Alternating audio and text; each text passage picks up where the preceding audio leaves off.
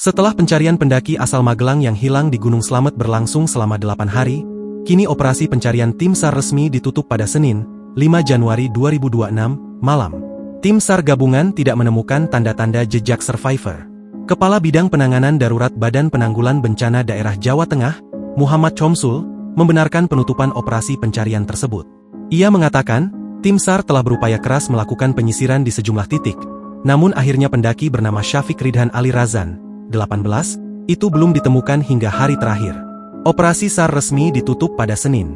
Namun, dapat dibuka kembali apabila terdapat informasi baru yang dapat dipertanggungjawabkan, kata Chomsul saat dikonfirmasi, Senin, 5 Januari 2026. Sementara itu, Kepala BPBD Jateng, Bergas C. Pananggungan, mengungkap sejumlah faktor yang mempersulit operasi SAR selama 8 hari.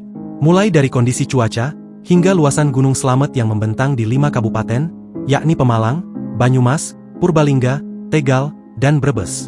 Jalur pendakian dan cabang jalurnya banyak, sehingga identifikasi perkiraan posisi korban tidak mudah.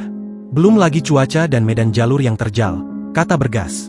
Sebelumnya, seorang pendaki asal Kabupaten Magelang, Jawa Tengah, dilaporkan hilang saat mendaki Gunung Slamet melalui jalur di Pajaya, Desa Clekatakan, Kecamatan Pulau Sari, Kabupaten Pemalang, Jawa Tengah.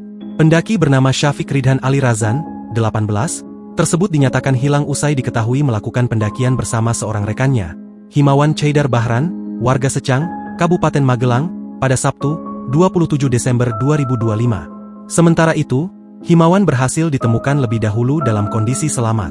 Himawan Chaidar Bahran ditemukan oleh tim SAR gabungan pada Selasa, 30 Desember 2025, di sekitar pos 5 Gunung Slamet.